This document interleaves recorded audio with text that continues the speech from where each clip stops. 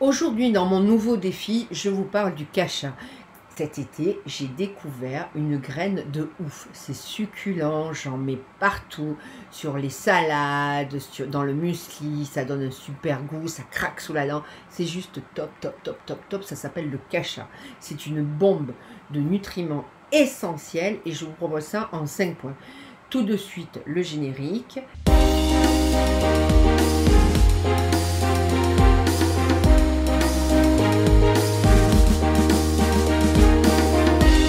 Je suis Liliane Clavel-Pardo et bienvenue sur ma chaîne Vivre avec Lyme, le meilleur endroit pour apprendre à transformer votre vie, à vivre libre avec votre maladie grâce à la psychologie énergétique et plein d'autres conseils aussi. Devenez libre et vivre en harmonie avec Lyme ou une maladie chronique, c'est ce qu'on va voir tout le long de cet accompagnement. Et aujourd'hui, je vous parle du kasha et des 5 points magiques de cette plante et quelques petites surprises à la fin de la vidéo pour mieux l'utiliser. Tout d'abord, c'est riche en acides aminés, vitamines, magnésium. C'est un aliment qui est en or. C'est une source de protéines. Ces acides aminés, bien sûr, vous savez que c'est super bon. Et les vitamines sont du groupe D. C'est du sarrasin concassé et généralement, c'est riche en potassium, en magnésium et en phosphore. C'est peu coûteux, c'est facile à trouver, c'est facile à cuisiner. On peut l'intégrer partout, dans toutes sortes de recettes. On peut équilibrer ses repas au quotidien. Vous pouvez en manger pratiquement tous les jours. Et ces graines cuites forment une sorte de purée qu'on peut consommer soit nature, soit l'incorporer à plein de choses. Une quiche, une soupe, des plats, bref. Et en plus, il y a une version sucrée. Le kasha donne aussi d'excellents porridge pour le petit déjeuner, mais vous pouvez le mélanger avec plein de fruits. Pourquoi je vous parle du kasha?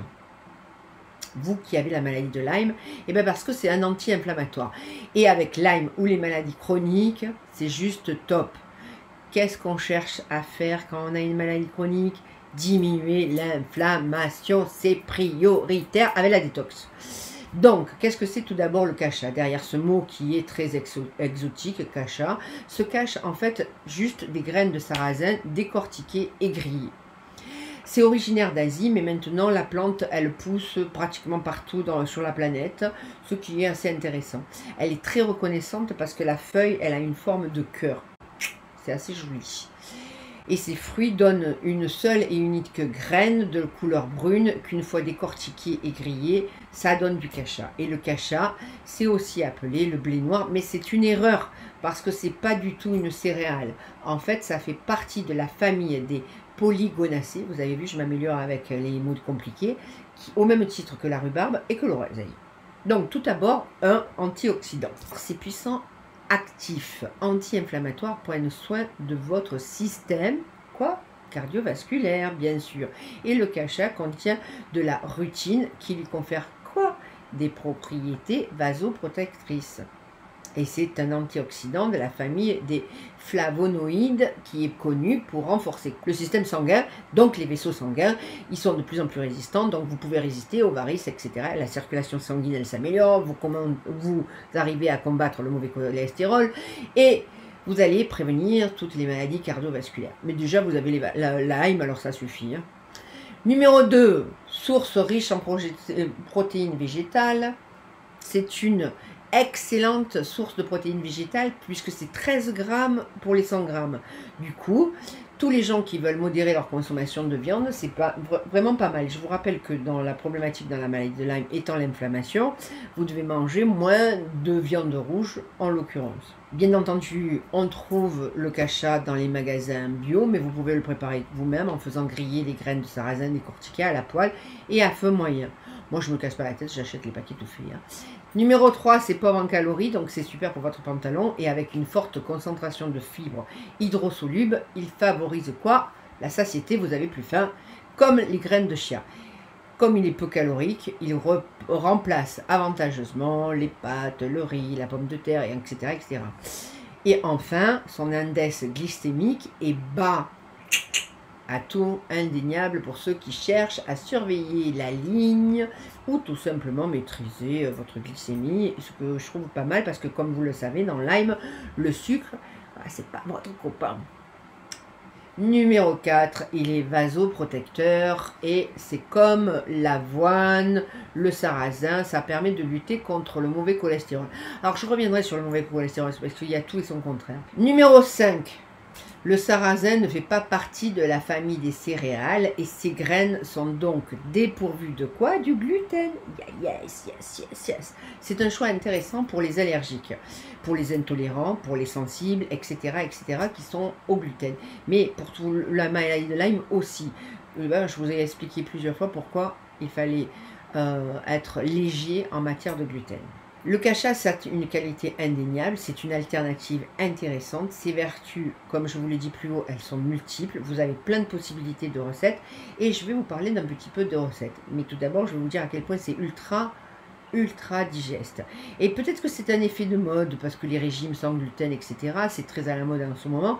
Mais je pense que manger des légumineuses, c'est vraiment intéressant pour leur capacité, pour leur contenance en protéines végétales.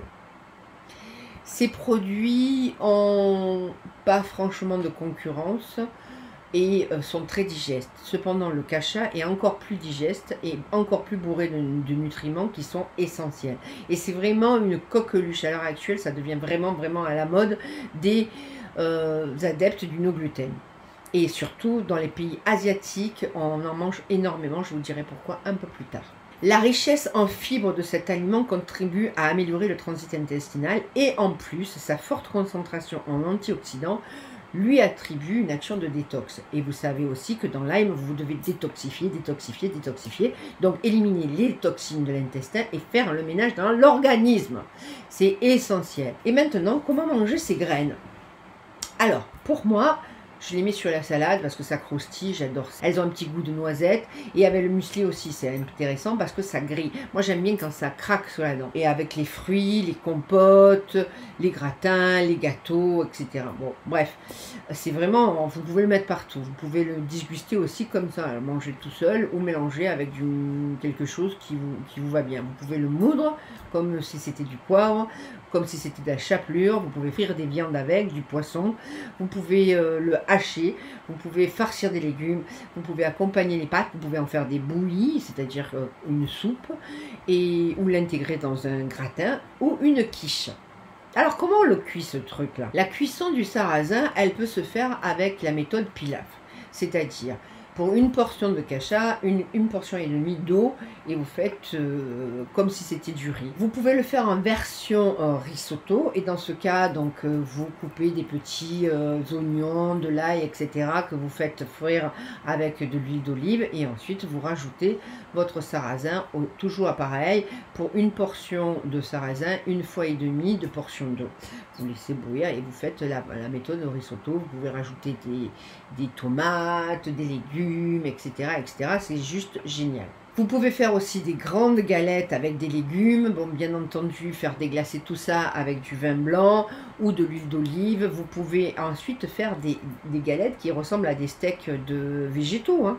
Il n'y a pas de souci, vous pouvez manger ça et c'est ultra sympa à faire. Il y a énormément de recettes de kasha en ligne maintenant et vous pouvez vraiment trouver votre bonheur. Et l'autre chose, c'est quand on mange une sorte de shirashi, c'est-à-dire manger une préparation de riz avec du poisson cru, plus des petits légumes ou version poké. Les pokéballs, et ben, je rajoute toujours du kasha, je trouve que c'est juste divin. Ça, c'est mon truc à moi. Et enfin, vous pouvez le mélanger avec du fromage, des œufs, des tomates. Vous pouvez en faire une sorte de quiche ou de steak végétaux. Et la dernière option, c'est de laisser infuser une cuillère à soupe dans un mug d'eau frémissante entre 85 et 95. Et ça fait fureur au Japon, c'est ce qu'on appelle le sobacha. C'est la graine de kasha, elle est prête à cette boisson-là. Et vous la laissez s'infuser. Et en fait, après, vous consommez ce sobacha. Et c'est juste super bon. C'est une boisson qui est traditionnelle au Japon. Et pourquoi? Parce qu'elle est détoxifiante. Et je ne vous le répète pas encore une fois, vous allez me crier après. Ça booste l'immunité dès qu'on fait de la détox. Donc du coup, c'est très avantageux pour les gens qui ont Lyme ou une maladie chronique. Elle a les mêmes propriétés que le thé vert, mais simplement, elle est supérieure au thé vert.